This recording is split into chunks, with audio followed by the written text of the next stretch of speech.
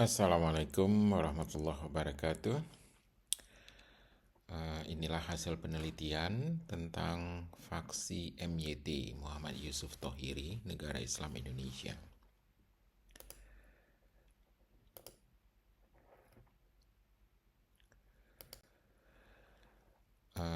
Dalam pembahasan kali ini kita akan membahas tentang sejarah berdirinya Negara Islam Indonesia, kemudian perpecahan NII pasca 62, kemudian munculnya faksi Filah, kemudian faksi Sabilillah, kemudian terjadinya defeksi NII, terutama faksi KW9, dan kemudian munculnya faksi MYT, kemudian periode FTR atau Forum Tausiah Rakyat, ya. Kemudian diangkatnya MYT atau periode MYT, kemudian baru periode Samsuri yang kemudian tertangkap ini. Oke, sejarah berdirinya Negara Islam Indonesia. Pendirinya adalah Sekar Maji Marijan Kartosoewirjo, seorang tokoh politik Islam yang sebelumnya aktif dalam Partai Masyumi dan memiliki visi mendirikan negara berbasis syariat Islam. SM Kartosoewirjo memproklamasikan NII pada tanggal 7 Agustus 1949, ya, di Desa Cisampang, Tasikmalaya, Jawa Barat. Tujuannya adalah mendirikan negara teokratis, sebenarnya nomokratis, ya, yang menjadikan Al-Quran dan hadis sahih sebagai hukum tertinggi, menolak sistem hukum sekuler yang dianggap sebagai hukum kafir. Kemudian perpecahan NII pasca 1962. Setelah Kartosoewirjo ditangkap dan dieksekusi pada 1962, NII secara resmi dinyatakan berakhir oleh pemerintah. Namun sejumlah pengikutnya tidak menyerah dan mulai membentuk faksi-faksi baru dengan interpretasi ideologi yang berbeda. Banyak faksi saling mengklaim sebagai penerus sah NII, menyebabkan konflik internal dan perebutan legitimasi. Beberapa faksi menggunakan nama NII untuk kepentingan pribadi atau ekonomi, bukan untuk mendirikan negara Islam, seperti KW9 misalnya. Kemudian pemerintah terus memantau dan menindak kelompok-kelompok yang dianggap menyimpang atau membahayakan NKRI. Nah, ini adalah hasil penelitian saya, terutama untuk disertasi saya di UI, membahas tentang komunitas Darul Islam, ya, atau nama resminya adalah Negara Islam Indonesia. Nah, NII pasca 62 ini terpecah menjadi dua, yaitu Sabilillah yang militer dan Filah yang sipil, ya. Nah, faksi-faksi ini ada yang faksi asli, ada yang faksi kemudian dianggap sebagai faksi merah atau faksi plat merah, faksi binaan intelijen, ya. Nah, seperti KW9 dan sebagainya. Kemudian ada faksi yang tidak aktif juga, ada faksi yang sudah mati karena memang tidak ada lagi penerusnya, tidak ada lagi fungsionarisnya, tidak ada lagi pengurusnya, ya. Kemudian ya nanti kita akan bahas ini, dan inilah temuan dari penelitian saya, ya. Ada banyak faksi di sini, ya. Ada faksi yang masih aktif, yang kuning dan merah ini. Yang merah itu, yang plat merah itu tadinya adalah yang sudah terkenal dengan intrusi ataupun infiltrasi dari intelijen, ya. Nah, dari faksi Sabilillah ini ada macam-macam, ya. Ada faksi Hisfran, ada Jailani, ada RPII, ada Daud Bureh, ada NII Tejamaya, ada AFW, ya, ada faksi Kongres, ada faksi KW9, MMI, MAD, ini Madinah Aceh Darussalam, ya. Ada di Aceh tapi pengikutnya sangat sedikit. Kemudian ada faksi MYT yang sekarang menjadi perbincangan karena ditangkap ya, 2 orang ya, yang ASN itu. Sebenarnya ada tiga selain Mirza dan Zainal, dan juga ditangkap apa namanya, Mirza ya, Mirza.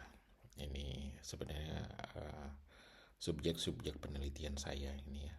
Ada yang KW7, ada yang Kamil Al-Nafi, ada faksi Ustadz Haris, ada faksi Din ya, tadinya Adi SMK, peninggal Adi SMK, kemudian dilanjutkan ada terjadi perpecahan juga menjadi Din, Daulah Islamiyah Nusantara.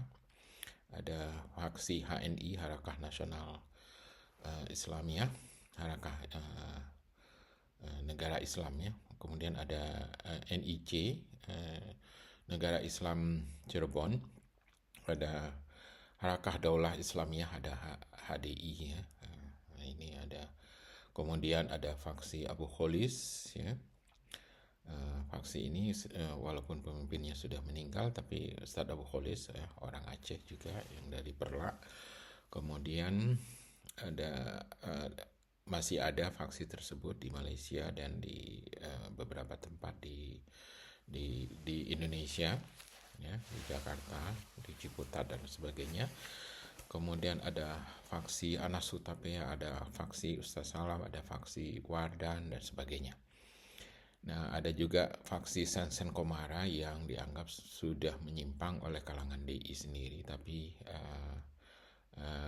masih ada sebagian yang menganggap itu sudah tercemar ataupun sudah terinfiltrasi oleh intelijen. Nah, ada juga faksi-faksi yang sudah keluar dari NII seperti LMI, KPSI, Gafatar, Milata Abraham, ya, PKS, Khilafatul Muslimin, dan JI. JI kemudian ini sudah dibubarkan ya, karena sudah menjadi teroris dan tidak lagi mengusung ide-ide negara Islam ya, tidak lagi membahas tentang negara Republik Islam, tidak lagi membahas tentang demokrasi Islam.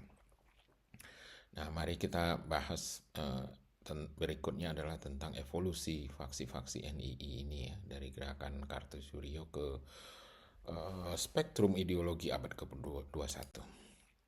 Nah, ini dia.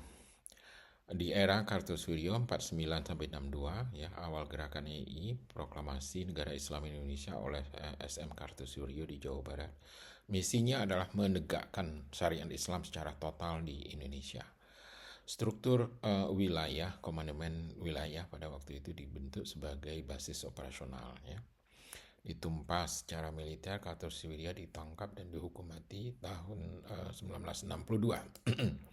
Nah, yang kemudian adalah periode pembelahan ya, terjadi faksionalisasi antara tahun 62 sampai 79, fragmentasi awal ini. Tanpa kepemimpinan utama, pengikut NII terpecah menjadi berbagai faksi ya, terutama faksi Filah dan Sabilillah. Muncul faksi pasif ya seperti Filah dan faksi aktif seperti Sabilillah. Nah, faksi Sabilillah mulai mengorganisir kembali struktur komandemen wilayah dan menambah wilayah. Kemudian aktivitas lebih tersembunyi mulai muncul di Jawa Barat, Aceh, Sulawesi ya. Kemudian era reorganisasi dan radikalisasi tahun 1979 sampai 1996. Ini munculnya tokoh seperti Adah Jalani dan Ajengan Mas Duki yang memimpin reorganisasi NII ya, dan menambah KW baru atau komandemen wilayah baru. Faksi Sabilillah ini bertransformasi menjadi lebih militan dan terlibat dalam jaringan jihad ya, terutama transnasional. Jihad transnasional di berbagai tempat, terutama di Afghanistan, di Mindanao ya, Filipina Selatan, dan tempat-tempat lainnya di mana ada tempat jihad, mereka akan pergi ke sana. Di sisi lain, munculnya KW9 di faksi di bawah Panji Gumilang yang berideologi Isa Bugis ya, Isa Bugis yang menganggap bahwa semua agama Milata Abraham atau di bawah Nabi Ibrahim itu adalah benar semuanya. Dianggap agama Yahudi, agama Kristen dan agama Islam semuanya sama, yaitu agama yang benar dianggap, dan itu sudah mengarah kepada kesesatan ya. Tapi dia mengklaim dirinya sebagai negara Islam inklusif ya. KW9 mendirikan Ma'had Al-Zaitun ya, yang kontroversial itu karena ajaran yang dianggap menyimpang. Nah, lahirnya faksi MYT ya. Ini sebenarnya tahun 96 sampai 2010 ya, reaksi terhadap KW9 ya. Tokoh seperti Samsuri dan mantan pengikut KW9 mendirikan faksi MYT. Tujuan mereka adalah memurnikan kembali ideologi NII dan meluruskan arah yang dianggap melenceng, menggunakan struktur militer APNII ya, atau Angkatan Perang Negara Islam, dan sistem Sabta Palagan ya, untuk mendistribusikan kader. Kita akan bahas apa itu Sabta Palagan nanti. Fokus mereka pada tauhid dan eskatologi ya, bukan serangan fisik terhadap negara. Nah, ini masa kelima adalah masa penetrasi sipil dan pemantauan negara ya, 2010 sampai sekarang. Jadi faksi MYT mulai menyusup ke institusi sipil termasuk ASN tanpa aksi kekerasan. Pemerintah mulai mendeteksi potensi radikalisasi ideologi lewat pendidikan dan dakwah ya. Densus 88 mulai melakukan penindakan terbatas terhadap anggota MYT ya. Kemudian KW9 tetap beroperasi lewat pendidikan di Al-Zaitun, namun terus diawasi publik ya. Nah, ini tentang faksi Filah ya.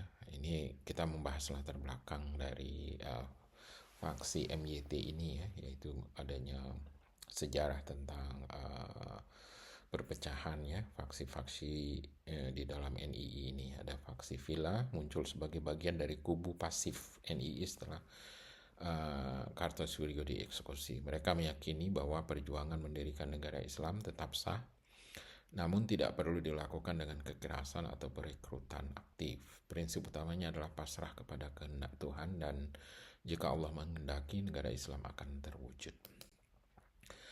Nah, ini ada tabel tentang tokoh-tokoh utama dari faksi Filah ini ya. Ada peran dan kontroversinya ya. Jaja Sujadi misalnya, dia adalah penerus awal dari Kartosuryo dalam faksi Filah, dibunuh pada 1978 oleh faksi lainnya.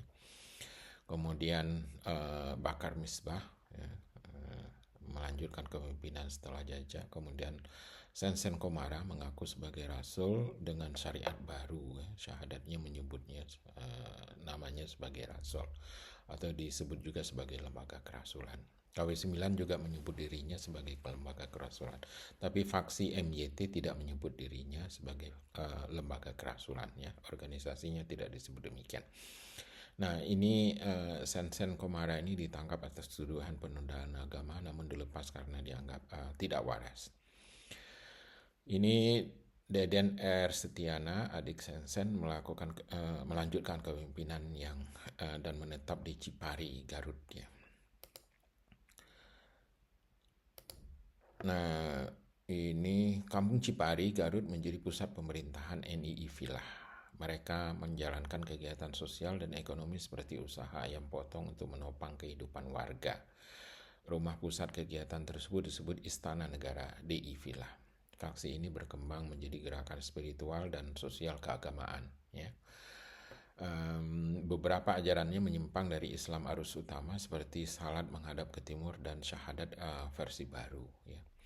Pemerintah dan masyarakat memandang faksi ini dengan kewaspadaan tinggi karena potensi penodaan agama dan penyimpangan ideologi.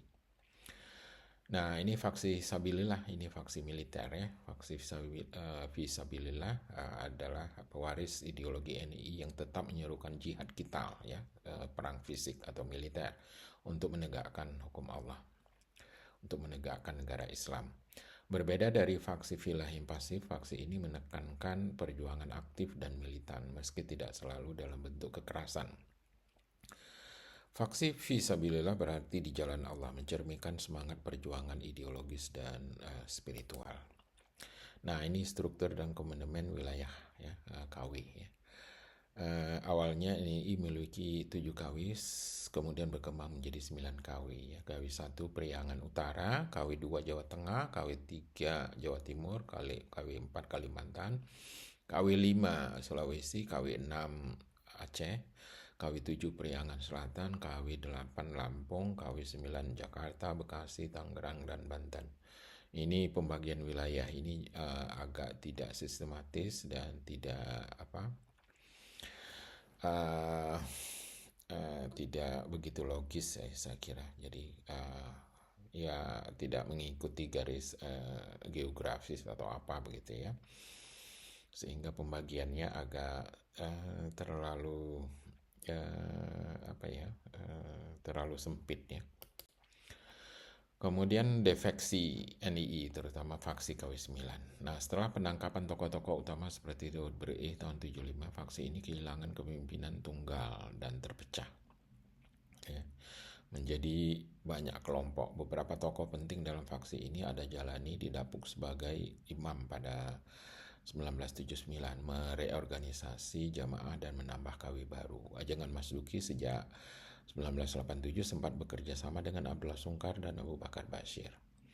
Abu Toto atau Panji Gumilang diangkat sebagai imam KW9 pada 1996, namun kemudian dianggap menyimpang dari ideologi awal. Beberapa faksi Sabilillah berkembang menjadi jaringan dakwah, sementara yang lainnya terlibat dalam aksi radikal. Ada faksi yang menyimpang dari ajaran Islam arus utama seperti yang terjadi di KW9 Al-Zaitun dan dituduh memperbolehkan perilaku menyimpang dengan membayar denda. Ya. Faksi-faksi ini juga dituduh merusak ikatan sosial dan keluarga karena doktrinnya yang ekstrim. Munculnya faksi MYT Muhammad Yusuf Thohiri muncul sebagai sempalan dari NII Komandemen Wilayah 9 ya, KW9 yang sebelumnya dipimpin oleh Panji Gumilang. Faksi MYT ini dipimpin oleh Samsuri atau Omo, faksi sekarang ya, tadinya dipimpin oleh MYT Muhammad Yusuf Thohiri. Faksi ini tetap mempertahankan ideologi negara Islam kafah, namun dengan pendekatan yang lebih terstruktur dan militan. Mereka menganggap wilayah Indonesia sebagai wilayah perang dan membagi area operasional berdasarkan maklumat Komandemen Tertinggi MKT nomor 11, yaitu sistem Sabta Palagan, 7 daerah perang. Ya. Faksi MYT memiliki struktur militer tersendiri yang disebut Angkatan Perang Negara Islam Indonesia (APNII). Ya, beberapa anggota faksi ini ditangkap oleh Densus 88 karena diduga mengikuti pelatihan militer dan kegiatan ideologis di wilayah seperti Sumatera Barat dan Aceh. Meski demikian, menurut pengamatan saya, faksi MYT tidak termasuk kelompok berbahaya karena tidak bersenjata dan tidak memiliki potensi kekerasan langsung. Faksi MYT mengedepankan kesadaran tauhid dan nilai-nilai eskatologis, yakni keyakinan bahwa seseorang akan dimintai pertanggungjawabannya di akhirat jika tidak memperjuangkan syariat Islam. Mereka percaya bahwa perjuangan menegakkan negara Islam adalah bentuk tanggung jawab spiritual, bukan semata-mata politik atau militeristik. Penangkapan sejumlah anggota MYT oleh Densus 88 menunjukkan bahwa faksi ini masih aktif dan melakukan perekrutan. Pemerintah daerah seperti Kabupaten Bandung telah mencanangkan program deteksi dini radikalisme dengan dukungan dari lembaga seperti Prabu Foundation. Pembagian wilayah ya, wilayah perang ini Palagan 1, Palagan 2, Palagan 3, Palagan 4, Palagan 5, Palagan 6, Palagan 7. Palagan 1 itu Aceh, Sumatera Barat. Aktivitas utamanya adalah dakwah dan pelatihan ideologis. Palagan 2 Sumatera Utara dan Riau, rekrutmen kader. Palagan 3 Jawa Barat dan Banten, basis logistik dan pengkaderan. Palagan 4 DKI Jakarta dan sekitarnya, propaganda dan penyebaran maklumat. Palagan 5 Jawa Tengah penguatan struktur API NII, kemudian Palagan 6 Jawa Timur kajian ideologi dan ekonomi mandiri, Palagan 7 Kalimantan penyebaran doktrin eskatologis. Nah, ini kita bahas juga tentang aspek ya dan perbandingan antara faksi MYT, KW9 dan Sabilillah ya. Misalnya dalam pendekatannya faksi MYT militan ideologis tidak bersenjata, dakwah kalau KW9 dakwah pendidikan inklusif, faksi Sabilillah jihad aktif dan semangat kita. Struktur wilayahnya Sabta Palagan kalau MYT, kalau KW9 itu KW9 sebagai basis ya, tapi kemudian sudah lebih terstruktur dan lebih sistematis. Kemudian Sabilillah itu KW1 sampai KW9 berkembang dengan faksi baru. Nah, kepemimpinannya adalah Samsuri Omo yang sekarang, kalau sebelumnya adalah Muhammad Yusuf Tohiri, makanya dinamakan faksi MYT. Namun setelah meninggalnya Wak Soma ataupun MYT, ini kepemimpinan selanjutnya dipegang oleh Pak Omo. Nah, KW9 ini masih dipegang secara tunggal oleh Panji Gumilang hingga saat ini. Kemudian kalau ini faksi Sabilillah itu Ajangan Mas Duki sudah almarhum, Ada Jalani juga sudah almarhum, sudah tidak ada lagi. Nah, kontroversinya faksi MYT ini tidak dianggap tidak berbahaya tapi dipantau.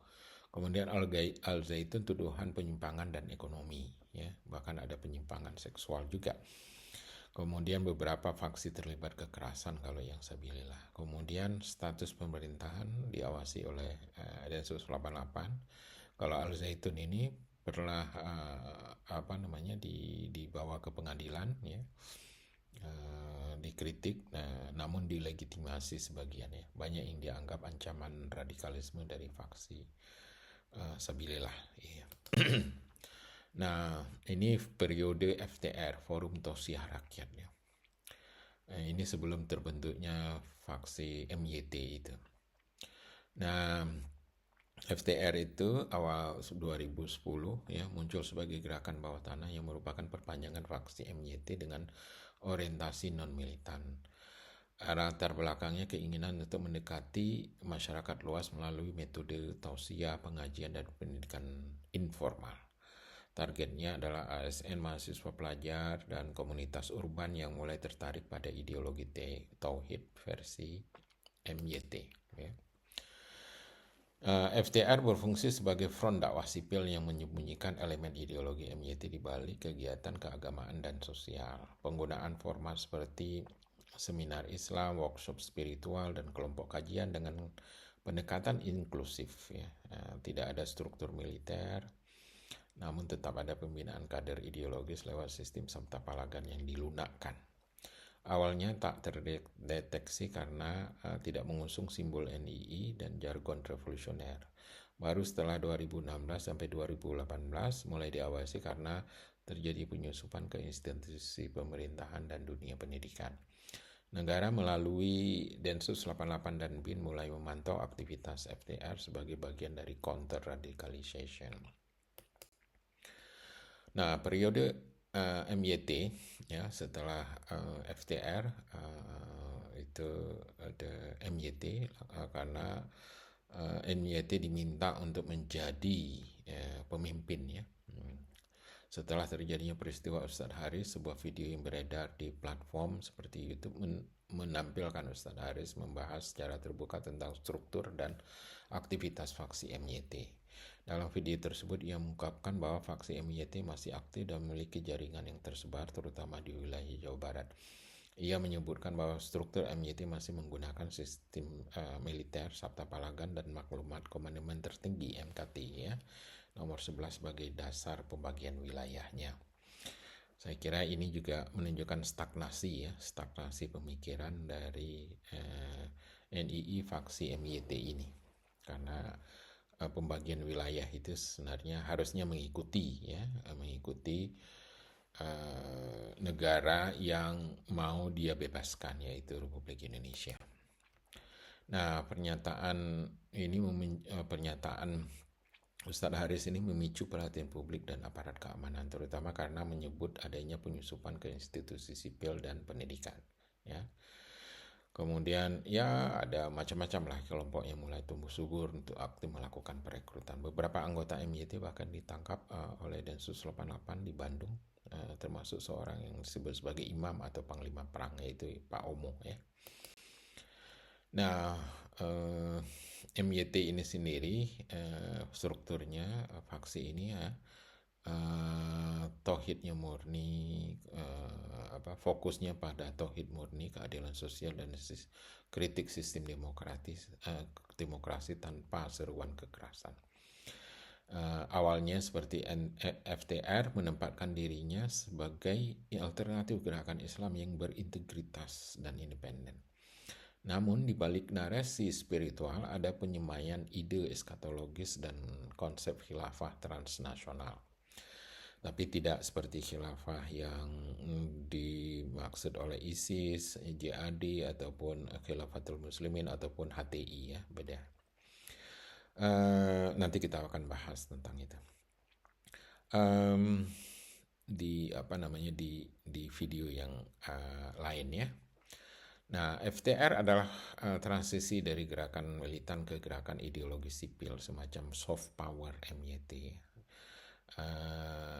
Menunjukkan bahwa radikalisme modern tak selalu berwujud kekerasan, tapi bisa berbentuk perang narasi dan jaringan dakwah.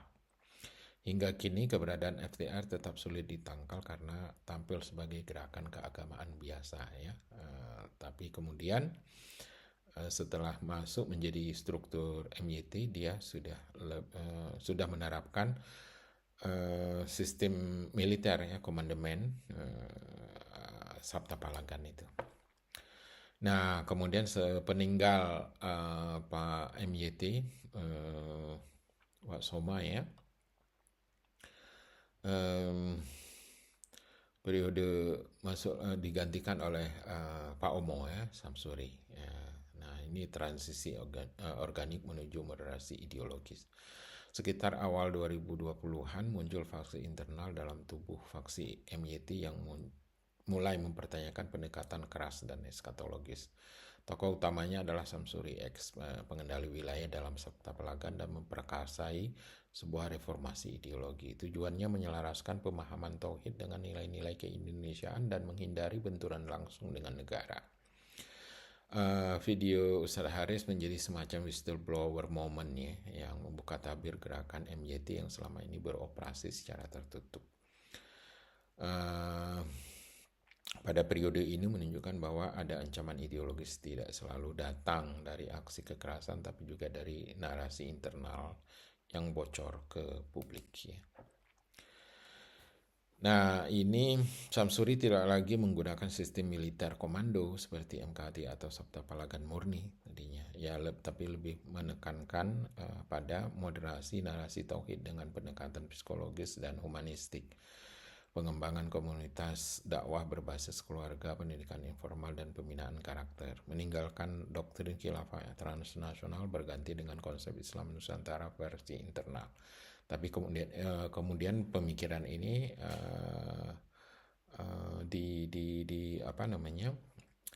dihilangkan sama sekali. Nah, dikenal dengan istilah tauhid organik ya, pemahaman keimanan yang mengakar dari kehidupan sehari-hari, bukan semata struktur doktrin. Samsuri memperkenalkan konsep 5 pilar syariat sosial, yaitu tanggung jawab spiritual, solidaritas komunitas, kemudian ekonomi berbasis maslahat, pendidikan transformatif, dan dakwah berbasis budaya. Nah, yang menarik dari penangkapan dua ASN di Aceh ya, yaitu Mirza dan Zainal ya, saya kenal dengan beliau juga ya, karena sangat dekat sebagai subjek penelitian saya ya. Mereka aktif di Gardu Prabowo ya, gerakan akar rumput dukung Prabowo ya, pertama kali dibentuk menjelang pemilu presiden 2014 sebagai gerakan akar rumput yang bertujuan menggalang dukungan dari masyarakat bawah untuk Prabowo Subianto dan bertahan hingga Pilpres 2019. Cukup lama. Di Banda Aceh, organisasi ini dipimpin oleh Rusli Muhammad Saman, ya Pak Rusli, ya, seorang aktivis sosial dan tokoh lokal yang dikenal karena pendekatannya eksklusif dan lintas etnik. Beliau berasal dari Melabuh, ya, dan sangat dekat dengan saya. Sudah almarhum sekitar beberapa bulan yang lalu. Nah, Gardu Prabowo di Aceh mendapat restu langsung dari Muzakir Manaf Mualim yang saat itu menjabat sebagai Ketua Komite Peralihan Aceh (KPA) sebelum menjadi gubernur, ya. Organisasi mewadahi ex-kombatan, ya, Gerakan Aceh Merdeka. Tapi faksi MYT ini tidak ada hubungannya dengan GAM, ya, dengan KPA. Nah, dukungan Mualim menjadi simbol penting bahwa sebagian besar eks-kombatan dan simpatisan GAM mulai membuka diri terhadap politik nasional, khususnya kepada figur Prabowo yang dianggap tegas dan memahami dinamika Aceh. Nah, Sekretariat Gardu Prabowo Aceh berpusat di kawasan Batoh, ya, di Banda Aceh yang menjadi titik strategis untuk konsolidasi relawan dan simpatisan.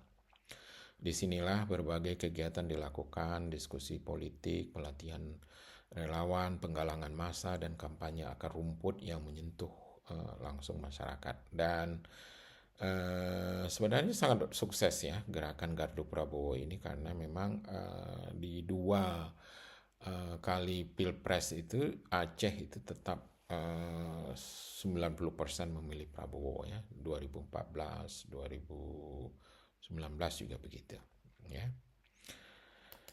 Nah, pada Pilpres 2019, Gardu Prabowo kembali aktif dengan intensitas yang lebih tinggi. Mirza dan Zainal, 2 ASN dan aktivis sosial, menjadi motor penggerak utama Gardu Prabowo di Banda Aceh. Mereka dikenal sebagai pendukung fanatik Prabowo. Aktif menyebarkan misi dan visi Prabowo ke berbagai lapisan masyarakat termasuk komunitas pesantren dan kampus. Gardu Prabowo Aceh juga menjalin komunikasi erat dengan tokoh-tokoh lokal seperti Ustadz Maimun Al-Abrar, ya, seorang ulama moderat yang menjadi penyeimbang narasi keislaman dalam politik, serta Rusli Muhammad Saman yang tetap menjadi figur sentral, ya. Ustadz Maimun ini juga sudah ditangkap di Langsa sekitar 3 bulan yang lalu oleh Densus 88. Karena keterkaitan dengan faksi MYT ini. Nah, Gardu Prabowo di Aceh tidak hanya bergerak secara politik, tetapi juga ideologis. Mereka mempromosikan narasi bahwa Prabowo adalah pemimpin yang bisa mengakomodasi aspirasi Aceh dalam bingkai NKRI. Restu dari Mualim dan keterlibatan tokoh-tokoh lokal menjadikan Gardu sebagai jembatan antara nasionalisme Aceh dan politik nasional. Nah, tokoh yang menarik ini adalah teman yang sangat lama, ya, membantu penelitian saya juga. Beliau adalah seorang seorang aktivis NII, faksi MYT yang sangat aktif juga, ya. Selain di Gardu Prabowo, peran Rusli Muhammad Saman, seorang tokoh yang turut berkontribusi dalam mendirikan Partai Berkarya di Aceh. Di tengah semangat rekonsiliasi pasca konflik dan pembangunan pasca tsunami, Rusli MS menjadi figur penting dalam menggalang aspirasi masyarakat Aceh melalui jalur politik. Ia aktif membangun struktur partai di wilayah Aceh Timur dan sekitarnya dengan harapan dapat membawa suara rakyat Aceh ke tingkat nasional melalui Partai Berkarya yang saat itu dipimpin oleh Hutomo Mandala Putra, Tokmi Soeharto. Nah, sebagai kesimpulannya, FTR setelah terpecah, ya, sebagian kader berpindah ke Samsuri karena narasi yang lebih damai dan berakar, ya. Negara mulai melihat Samsuri sebagai kelompok yang lebih mudah diajak dialog, meski tetap dalam radar pemantauan. Publik mulai mengenal gerakan ini lewat seminar budaya Islam, pelatihan keluarga Islami, dan kajian soft tauhid, ya. Tapi hasil dari rekrutmen itu sangat-sangat sedikit, ya. Setahu saya anggota dari faksi MYT NII di Aceh itu ya puluhan orang, tidak banyak, hanya ya makanya itu yang membuat faksi ini menjadi sulit menyambung atau memanage pergerakannya, karena memang kekurangan jamaah, kekurangan dana ya, yang kemudian mengakibatkan boleh dikatakan mengakibatkan kelumpuhan ya, karena tidak ada dana ya. Jadi faksi ini kemudian memasuki periode yang titik-titik yang menandai titik-titik dari radikalisme ke reintegrasi ideologi Islam yang kontekstual dan lokal ya. Samsuri bisa dilihat sebagai fase transisi sadar dari warisan NII menuju gerakan Islam sipil yang relevan di abad 21. Tantangannya tetap besar, menjaga identitas tanpa terjebak doktrin ekstrim di masa lalu. Ya. Oke, saya kira ini saja yang bisa saya sampaikan. Assalamualaikum warahmatullahi wabarakatuh.